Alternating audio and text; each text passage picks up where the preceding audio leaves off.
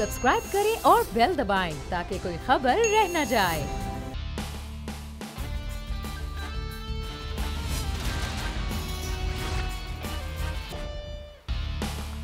अस्सलामुअलैकुम। The special report with Mudassar Iqbal के साथ हाजिर खिदमत है। नाज़रीन, पाकिस्तान उन ममालिक में शामिल जहाँ पर तेज़ी के साथ कोरोना फैला लेकिन उसको फौरी तौर पर उसमें कमी आना शुरू हुई।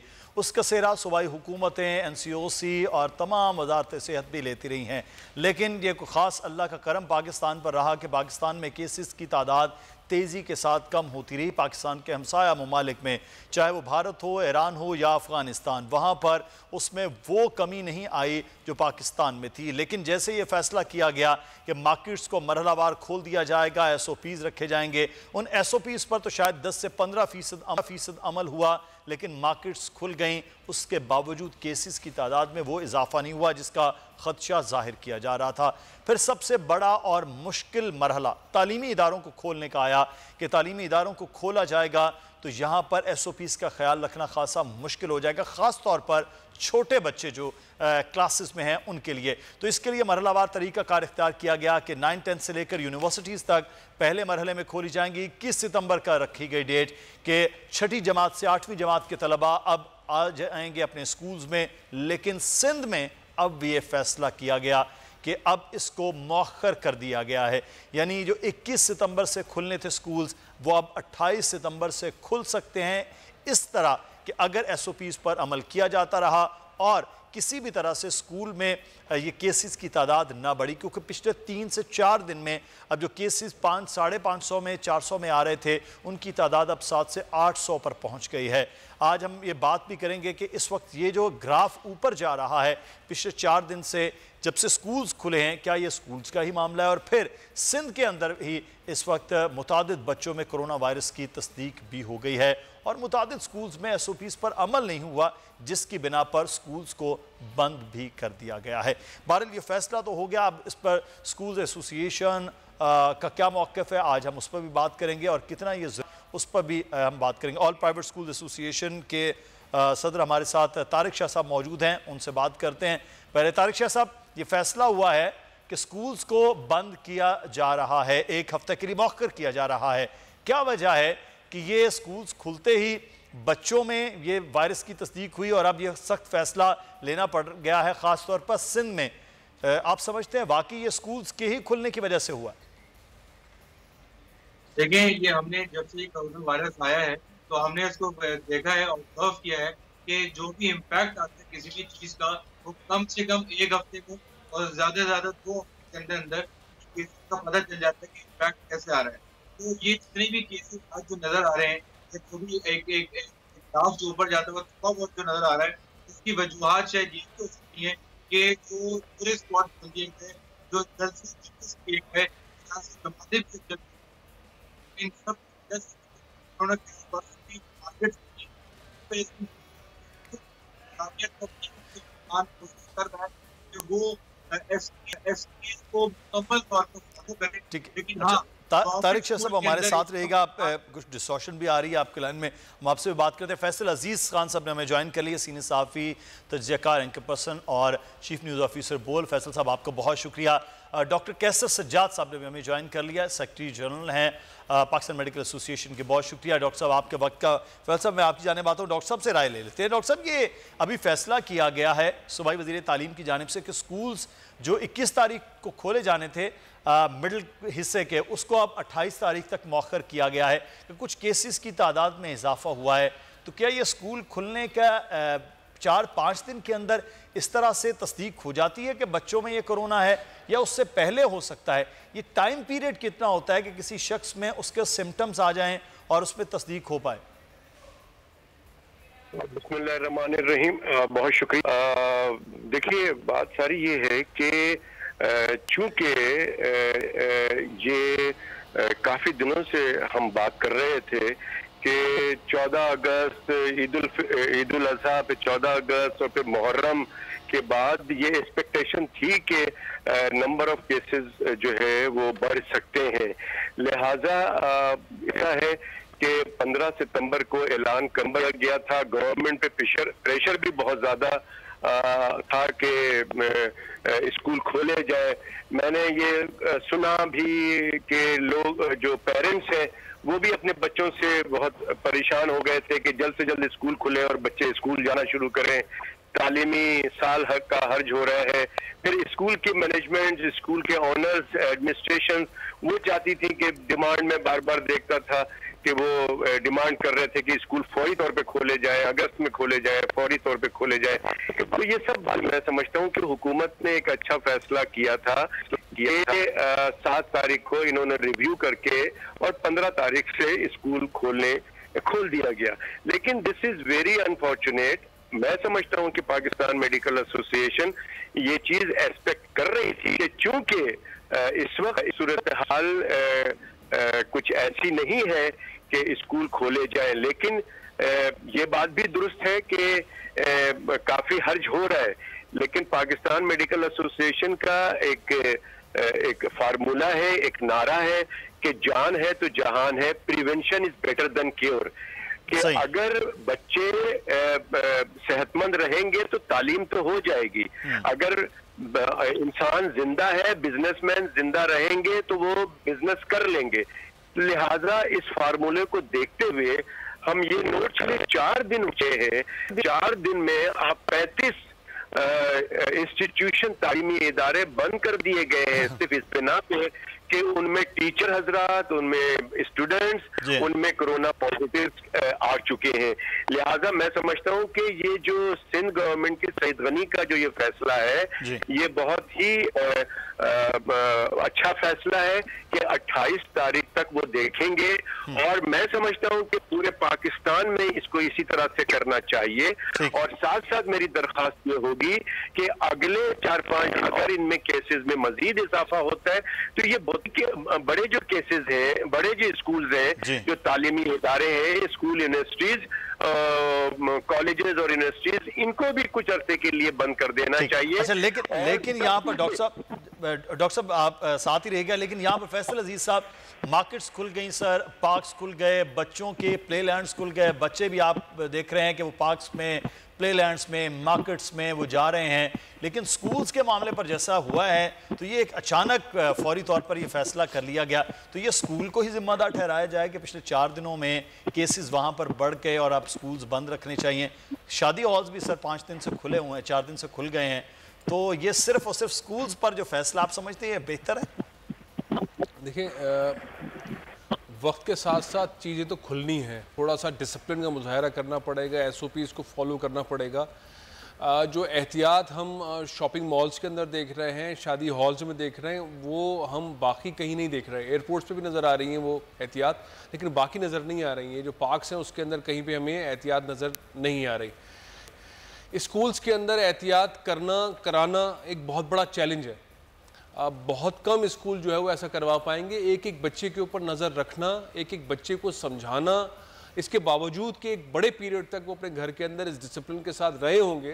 किसी पेरेंट्स ने सख्ती भी की होगी, कहीं पे सख्ती नहीं भी हुई होगी, लेकिन ख़तरात बहुत ज़्यादा हैं स्कूलों के अंदर। और अगर एक बच्चे से दूसरे बच्चों को, यानी कि हैंडलिंग जो है उस स्कूलों के अंदर मैनेज करना छोटी जमात के बच्चों के अंदर बहुत मुश्किल है, बहुत मुश्किल है।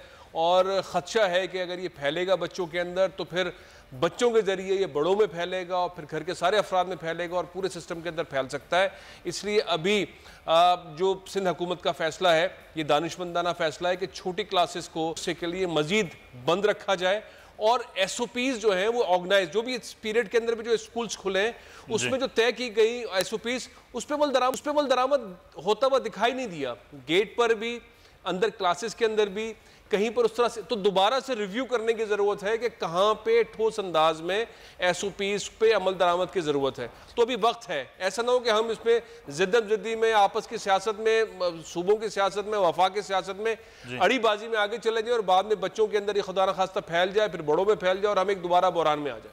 सही। अच्छा, लेकिन ये कि स्कूल एसोसिएशन से बात करते हैं, शाह साहब, ये आपसे कोई बात हुई है अब दोबारा से मुशावरत कि हम ये जो मिडिल हिस्सा है जिसे हम 6ठी से 8वीं जमात कहते हैं कि उसको अब मौखर कर रहे हैं 1 हफ्ता, स्कूल एसोसिएशन के साथ कोई बातचीत की गई है वजीर तालीम की जानिब से? जी देखिए, बिल्कुल मैं आपको बताऊं कि हमेशा जो है गवर्नमेंट का तरीक़ेकार यही रहा है कि पहले डिसीजन ले लेते हैं, फिर स्टेक होल्डर के साथ बैठते हैं। तो ये डिसीजन जो सबसे बड़ा डिसीजन था, इसमें हमें पहले कॉन्फिडेंस भी लेना चाहिए था, जो हकायक है उससे आगाह करना चाहिए था। अभी तक कोई भी हमसे बातचीत नहीं की गई और डिसीजन हम पे जो है वो इम्पोज कर दिया गया। मैं आपको बताऊं, यहाँ जो बात हो रही है SOPs की, मैं आपको तवातुर से जो है वो विजिट करवा सकता हूँ। बहुत सारे स्कूल जो है वो विजिट कर रहे हैं, वो SOPs फॉलो कर रहे हैं, और मीडिया ने भी जो है ना इसको कवर किया है पहले दूसरे दिन के स्कूल बहुत तरीके से SOPs फॉलो कर रहे हैं। यहाँ मसला गवर्नमेंट स्कूलों का है, जहाँ पर सैनिटाइजर तक मौजूद नहीं है, यहाँ बच्चे मास्क तक नहीं जा रहे। शायद गवर्नमेंट को वहाँ बरामद कराने की है।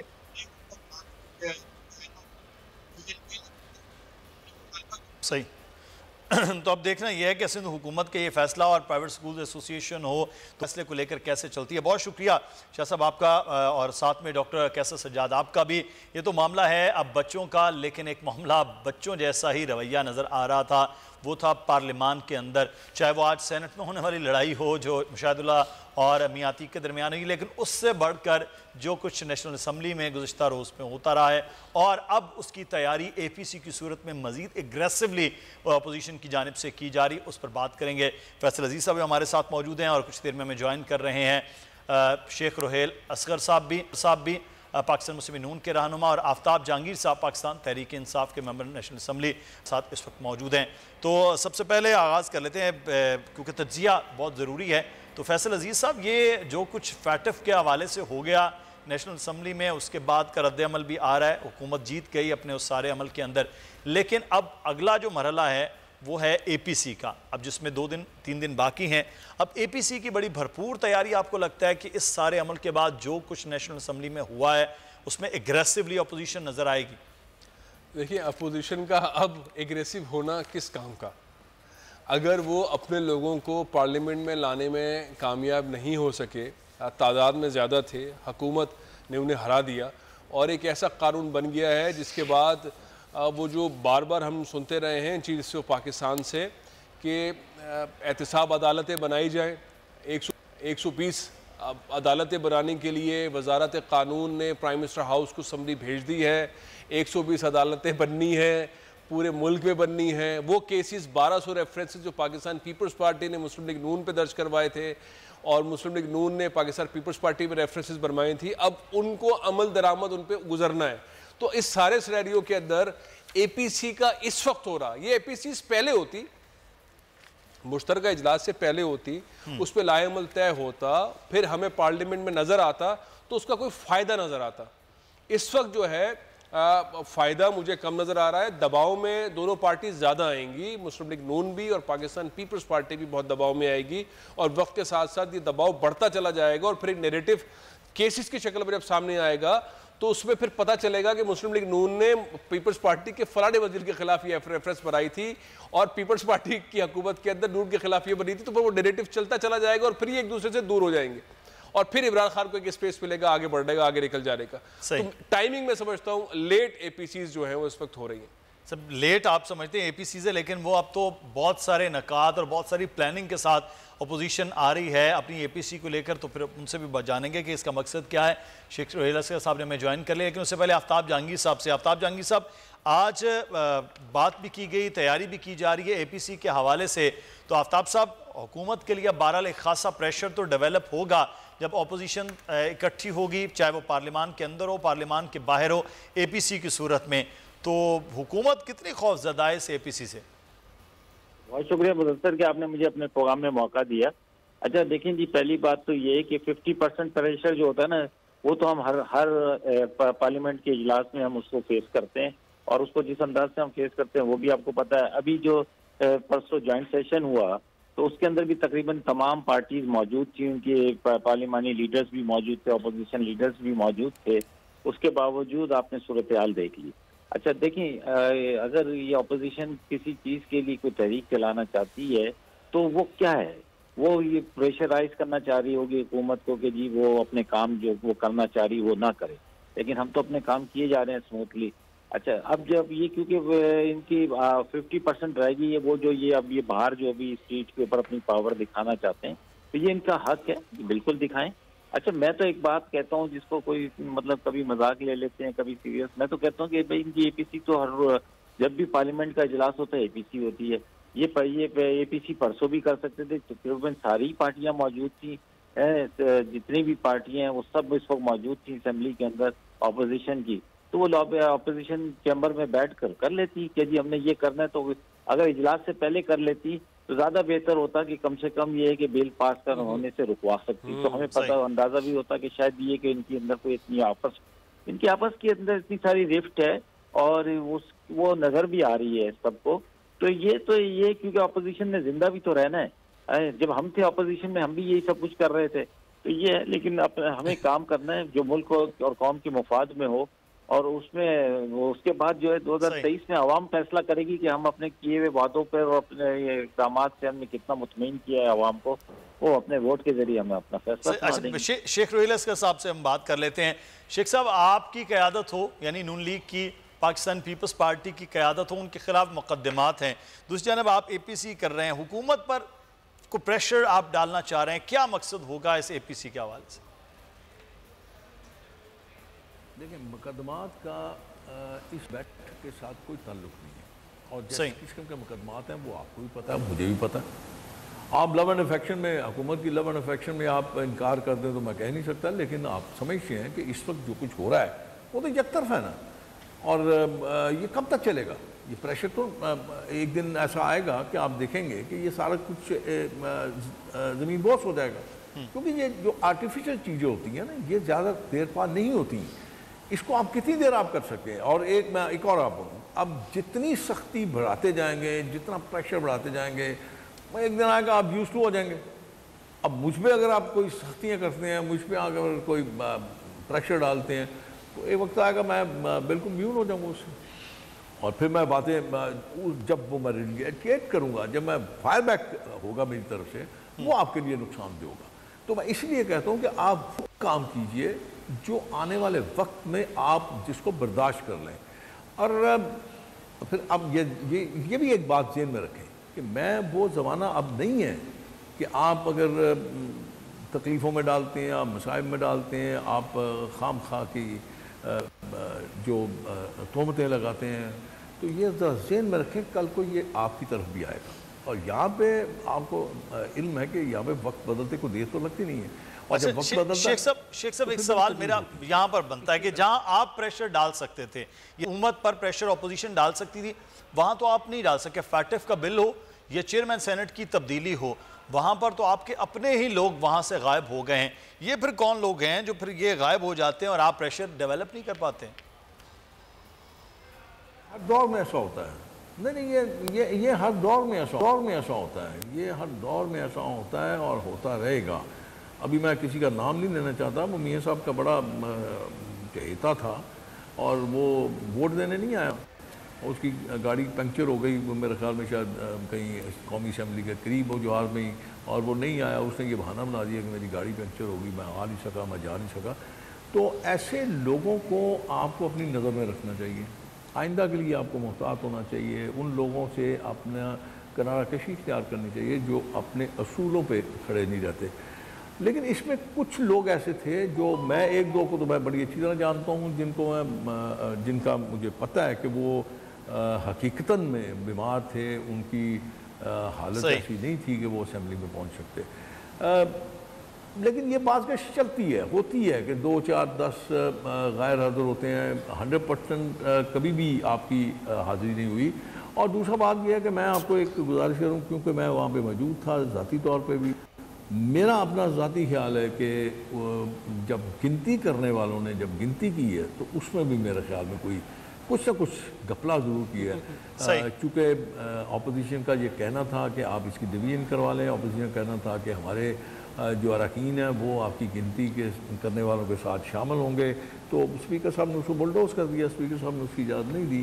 तो इससे शक पड़ता है कि ऑपोजिशन की गिनती हुकूमत की गिनती से ज़्यादा थी। और सही। अच्छा शेख साहब, जो आप बात कर रहे हैं गिनती के हवाले से, मैं आफ्ताब साहब से, आफ्ताब में मौजूद थे, आफ्ताब जहांगीर साहब, ये गिनती का मामला भी एहसन इकबाल साहब भी कह रहे थे कि असम्बली में चंद जो लीडर्स हैं वहाँ पर अरकान हैं उनकी गिनती में इतना मसला है, तो पोलिंग स्टेशन के वोटों की गिनती कैसे फिर सही होगी, ये अब आप अंदाज़ा लगा लें। तो सर वो कल से ये गिनती का मामला बड़ा कर रहे हैं कि उनको इजाज़त नहीं की, उनके लोग होते असम्बली के लोगों के साथ तो गिनती बेहतर तौर पर हो पाती।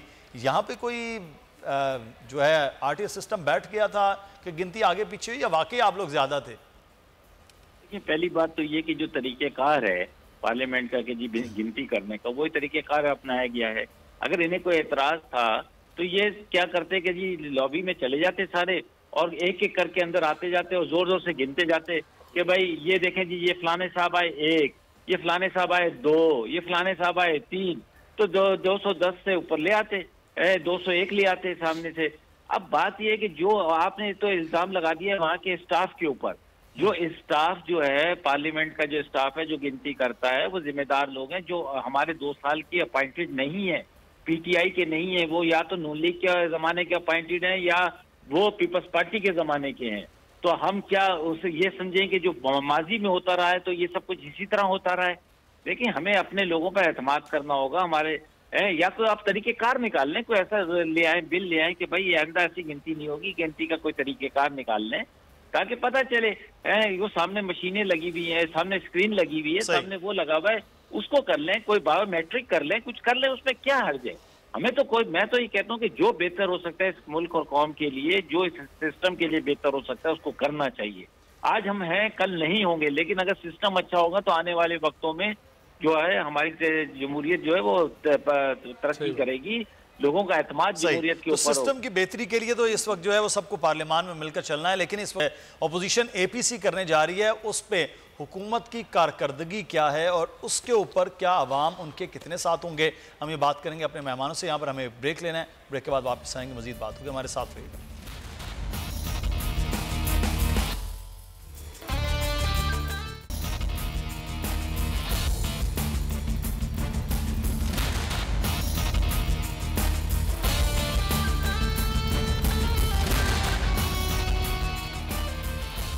ब्रेक के बाद आपको खुश आमदीद। और हम इस वक्त बात कर रहे हैं अपोजिशन की एपीसी और हुकूमती मामलात के हवाले से। फैसल अजीज़ साहब, हुकूमत की कारकर्दगी को लेकर को बहुत ज़्यादा जो अवामी रद्द अमल है वो हम जब भी बात करते हैं, प्रोग्राम्स में देख रहे होते हैं, वो खातर नहीं है। और ख़ास तौर पर मामलात जब भी देखे जाते हैं वो एक आम चीज़ है कि चाहे वो आटा है, चीनी है, बिजली है, गैस है, पेट्रोल है, इनकी कीमतों का है कि वो बढ़ी हुई हैं तो आवाम तो खुश नहीं है।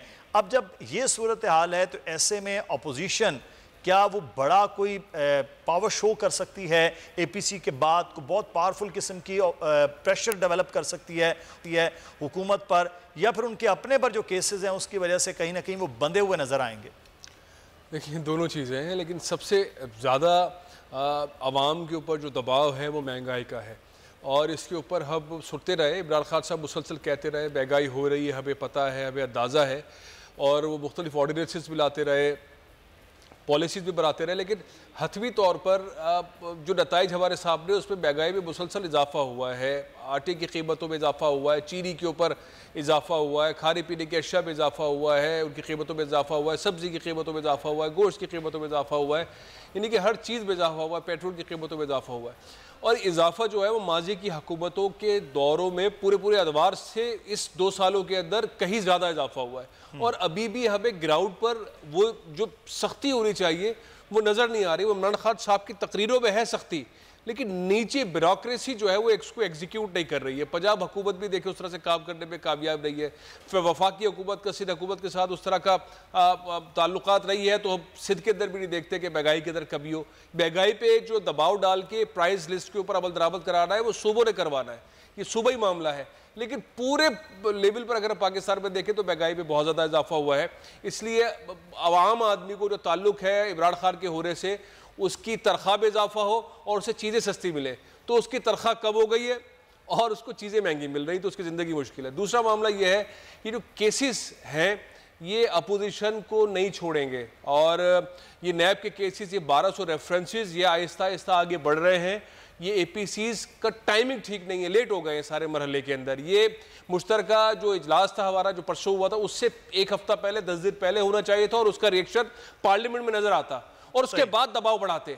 तो अब तो कोई फायदा मुझे नजर नहीं आता, कोई फायदा। और महंगाई के ऊपर अपोजिशन क्या चीखेगी जब हुकूमत का नैरेटिव यही है कि हाँ महंगाई ज्यादा है और हम इस पर काम करने में कोशिश कर रहे हैं, तो अपोजिशन क्या किस गेम पर खेलेगी? तो फिर ये मैं जान लेते हैं इस वक्त शेख रुहैल असगर साहब से, अग्रेसिव अपोजिशन नज़र आएगी इस पर कि आवाम को बाहर निकालें, हुकूमती पॉलिसियों के खिलाफ आवाम को बाहर निकालने का कोई प्लान है? मैं ये मेरी अपनी ज़ाती राय है, मैं आपको ये बात आपके साथ शेयर कर लेता हूँ कि इस वक्त अपोजिशन के लिए बड़ा मुश्किल वक्त है।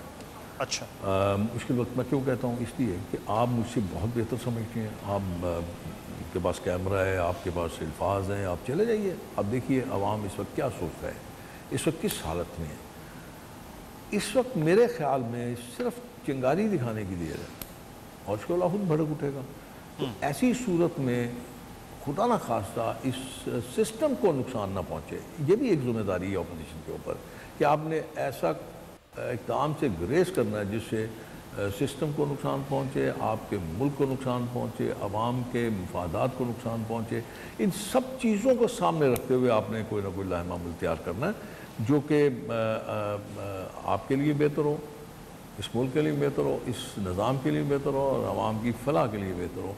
तो इसलिए मैं समझता हूँ बड़ी मैच्योरिटी का मुजाहरा करना पड़ेगा अपोजिशन को भी।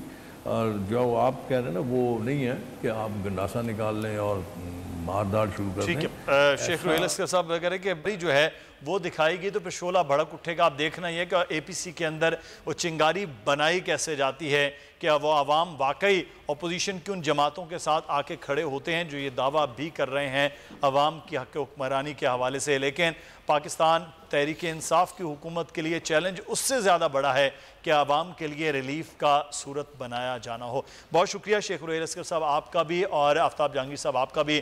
कराची की सूरत हाल के हवाले से कुछ पहले बात कर लेते हैं कि इस वक्त आवाम की जो सूरत हाल है वो चाहे बिजली हो, गैस हो, लोड शेडिंग बहुत ही ज़्यादा बढ़ रही है। राव अफनान इस वक्त हमारे साथ कराची से हमारे नुमाइंदे मौजूद हैं, उनसे पहले बात कर लेते हैं। राव, क्या सूरत हाल है, किस इलाके में आप मौजूद हैं लोड शेडिंग की? जी बिल्कुल, कराची में गैर एलानिया लोड शेडिंग का सिलसिला जारी है। कराची के तमाम ही इलाके लोड शेडिंग की जद के अंदर हैं। कुरंगी से औरंगी तक, केमाड़ी से मलिर तक हर इलाके में लोड शेडिंग की जा रही है। तो हमारे साथ कुछ इलाका मकीन हैं, उनसे जानेंगे। आप ये बताइएगा कितने कितने घंटे लोड शेडिंग होती है और ये बताइएगा उसका दौरानिया कितना होता है? गुलशन जमाल है, यहाँ सोसाइटी कहलाती है, लेकिन यहाँ पे जो है ना 5 से 6 घंटे डेली की है। आज की रूटीन ये है कि सुबह 9 बजे से लाइट नहीं थी, अभी नमाज से कुछ देर पहले जो है ना आई है, झलक दिखा के फिर गई है, फिर तकरीबन घंटे बाद फिर आई है जो। अच्छा, बिजली का बिल कितना आता है?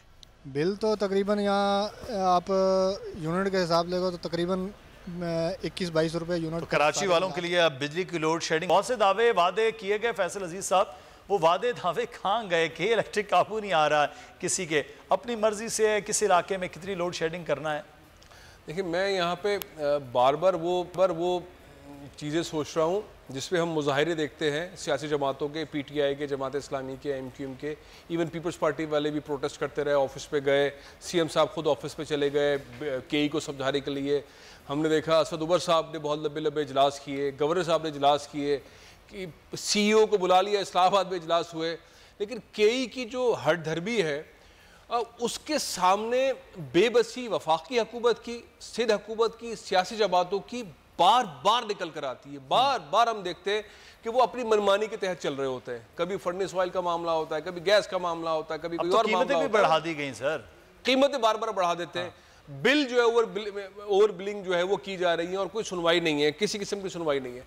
इस सारे सिनेरियो के अंदर हमने चीफ जस्टिस ऑफ पाकिस्तान के भी रिमार्क सुन लिए।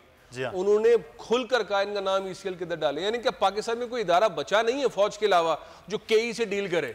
यानी कि अब फौज ही रह गई है, वो KE को समझाए, बुझाए, बताए कि लोड शेडिंग नहीं करनी है, ओवर बिलिंग नहीं करनी है, झूठ नहीं बोलना है, जो बातें करो उस पर अमल दरामद करना है।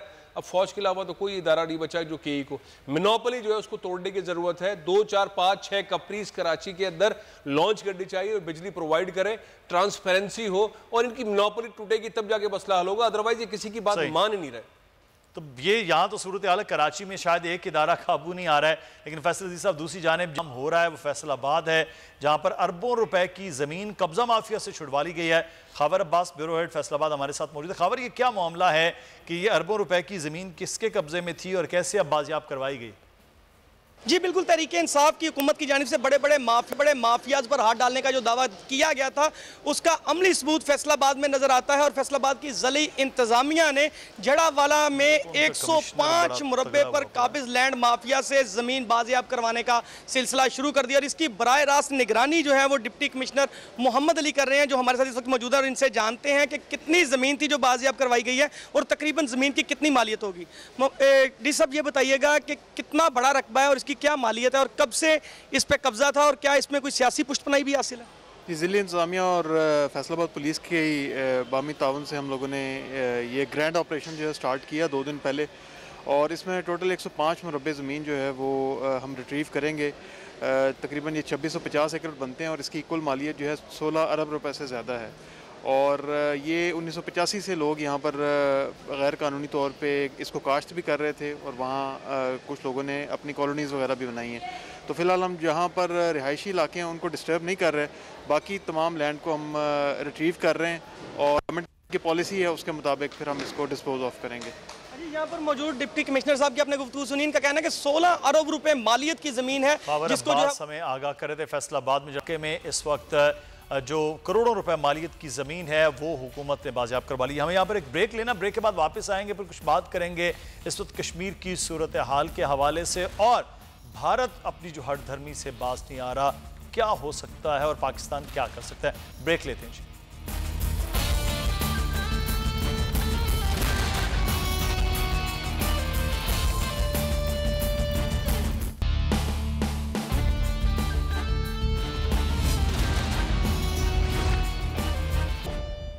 ब्रेक के बाद आपको खुश आमदीद कहते हैं। रुए ज़मीन पर एक ऐसा खित्ता जैसा कश्मीर कहा जाता है, हर दिन जुल्म से शुरू होता है और हर रात वैसे ही उनके लिए तारीख होती जा रही है। और अब करीब 1 साल से ज़्यादा जब अरसा हो गया है और उसमें मुसलसल लॉकडाउन और आए दिन वहाँ नौजवानों की, ख़वातीन की, बच्चों की, बूढ़ों की शहादतों की खबर सामने आती। गुज़श्ता रोज़ी 5 अफराद की शहादत के बाद आज वादी में हड़ताल का ऐलान किया गया है, लेकिन अमर यह है कि वहाँ मोदी हुकूमत, भारतीय सरकार टस से मस नहीं हो रही है। हम सूरत हाल पर बात करेंगे। इस वक्त हमें ज्वाइन भी किया है इस वक्त यासिन मलिक साहबा के अहलिया ने। मशाल मलिक साहबा, बहुत शुक्रिया आपके वक्त का। बड़ा मुश्किल होता है कि इस वक्त जब खुद कश्मीरी अपनी जंग लड़ रहे हैं, पूरी दुनिया में आवाज़ उठाई जा रही है, लेकिन भारत टस से मस नहीं हो रहा। आज भी मैं ये जब तफसील पढ़ रहा था कि खातून भी शहीद कर दी गई, नौजवान भी उनमें शामिल हैं जिन्हें शहीद किया गया। मामला ये है कि ये किसी जगह जाके रुकने की नाम नहीं ले रहा। जो भारत नवाज हुक्मरान थे वहाँ पर मुस्लिम आबादी में वो भी, और जो इस वक्त आज़ादी पसंद हैं, जो पाकिस्तान के साथ चलने वाले, वो तमाम लोग इस जुल्म का शिकार हो रहे हैं। कुछ लग रहा है कि किसी जगह जाके ये स्टॉप कम से कम हो मामला। देखिए, ये तो इनकी तरफ से तो कोई नॉन स्टॉप ही हो रहा है, चाहे कुछ भी हो रहा हो। इनकी आरएसएस और शिवसेना की जो पॉलिसी बहुत तेज़ी और बहुत शिद्दत के साथ इम्प्लीमेंट कर रहा है हिंदुस्तान।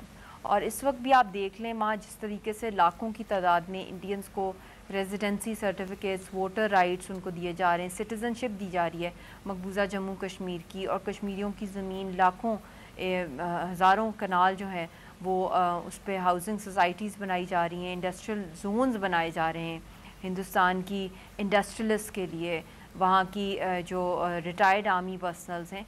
तो एक हर लिहाज से ये इतनी तेज़ी कर रहे हैं। और जो वायलेंस का लेवल है, अगर आप ये बटमालू में जो कुछ हुआ है एक खातून के साथ, जिस तरीके से गाड़ी से वो बेटे के साथ थी और जिस तरीके से फायरिंग हुई, इस तरह रोज़ वाक़ये हो रहे हैं वहाँ पे। कल भी इंकाउंटर हुआ, फेक इंकाउंटर्स आए दिन हो रहे हैं। हज़ारों की तादाद में यूथ को अंडरग्राउंड सेल्स के अंदर बंद किया हुआ है मकबूजा जम्मू कश्मीर में। 3rd डिग्री टॉर्चर उनको किया जा रहा है। फिर उसके बाद कोरोना पूरी दुनिया के अंदर जो फैला हुआ है, बहुत फैल रहा है। हिंदुस्तान की ओवर क्राउडेड जेल्स हैं और उनके अंदर ज़्यादा से ज़्यादा लोग जो हैं वो कश्मीरी हैं, उनका परसेंटेज है। तो ये ऑक्यूपेंसी रेट भी 117% है जेल्स का, और उससे भी कहीं बियॉन्ड है बहुत सियों में।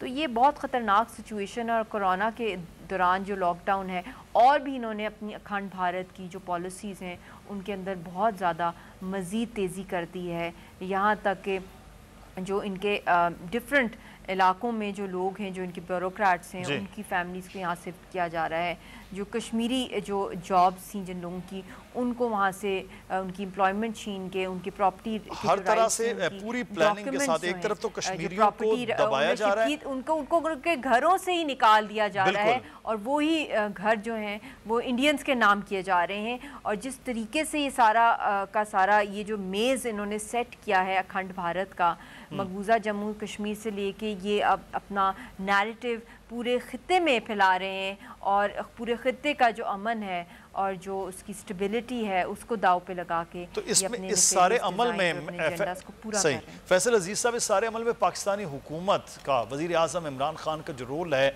समझते हैं हम वो कर पा रहे हैं जितना तय हमें कश्मीर के हवाले से करना है? देखिए मेरा ख्याल है मुदस्सिर, मौजूदा हुकूमत ने काफ़ी किया है लेकिन वो काफ़ी नाकाफ़ी है, क्योंकि जिस तरह का हिंदुस्तान का रवैया है कश्मीरियों पे मजालिम ढाने का, हम जितनी आवाज़ उठा रहे हैं हमें मज़ीद आवाज़ उठाने की ज़रूरत है। दुनिया भर में मज़ीद जो है इस मामले को मुतहरिक करने की ज़रूरत है, इंसानी हकूक़ की तंजीमों को ज़्यादा हाईलाइट करने की ज़रूरत है। हम अपने आप को शायद माजी में दो चीज़ों की तरफ रखते रहे, एक तो मुसलमान वाला कार्ड हम खेलते रहे कि मुसलमानों के ऊपर हो रहा है, तो मुसलमानों ने तो ममालिक ने तो हमारा साथ दिया नहीं। तो इंसानी हकूक़ का जो मामला है, इंसानी हकूक़ वाले मामले को हमें जो है वो ज़्यादा लेकर चलने कर आगे बढ़ने की ज़रूरत है और इसको ज़्यादा हाईलाइट करने की ज़रूरत है। जिस तरह से ज़रूरत है उस तरह से मेरा ख्याल है हो नहीं रहा, वो हो नहीं पा रहा है। अच्छा मिशाल मलिक साहबा, अभी जो सूरत हाल है, अब तो वहाँ पर हज़ारों की तादाद में मंदिरों का बनना है, वज़ीर आज़म की हालिया तकरीर होने वाली है अभी यूनाइटेड नेशन में। क्या समझते हैं कि अब पाकिस्तान को किस तरह से इस तमाम तर चीज़ों को लेकर एग्रेसिवली चलना होगा कश्मीर के मामले पर? देखिए इस वक्त जो सूरत हाल है वहाँ पे पोस्ट आर्टिकल 370 की रेवोकेशन और 35A की, वहाँ पे जो रिलीजियस राइट्स की बात है, जितनी भी हमारी वहाँ दरगाहें जो हमदान आए थे ईरान से, जिनके थ्रू पूरा गिलगित बल्तिस्तान में, मकबूजा कश्मीर में, पूरा जब पार्टीशन से पहले ये इलाका था, यहाँ पे इस्लाम जैसे फैला, यहाँ पे बहुत से बुद्धिस्ट थे, बहुत से हिंदू थे, तो बहुत ही एक मतलब जो रिलीजियस जो टारगेटिंग की जा रही है कश्मीरियों की, नस्ल कुशी का जो ऐलान है और उसको प्रैक्टिकल शेप दी जा रही है। और वहाँ पे जिस तरह जम्मू के अंदर 1947 के अंदर जो मैसेकर हुआ था, अगर आप रिकॉल करें हिस्ट्री का, वो भी RSS ने कराया था, जिसमें मेजॉरिटी जो मुसलमान थे वहाँ पे 5 लाख जो थे उनको स्लॉटर कर दिया गया, ज़िबा कर दिया गया बाकायदा, और फिर उसके बाद वहाँ पे हिंदुओं को सेटल किया गया। यही RSS आज भी पावर में है और जम्मू के अंदर हर जगह after every few quarter kilometre अभी भी हमें वो सूरत हाल वैसी नजर आ रही है कि जो हजारों यही हाल वो रिलीजियसली हमें ये नजर आ रहा है कि वैसे ही सूरत हाल अगले आने वाले वक्त में वो नजर आएगी। बहुत शुक्रिया मिशाल मलिक साहबा आपका। फैसल अजीज साहब आपका बहुत शुक्रिया। प्रोग्राम से मुदस्सिर इकबाल को इजाजत दीजिए। अल्लाह हाफिज।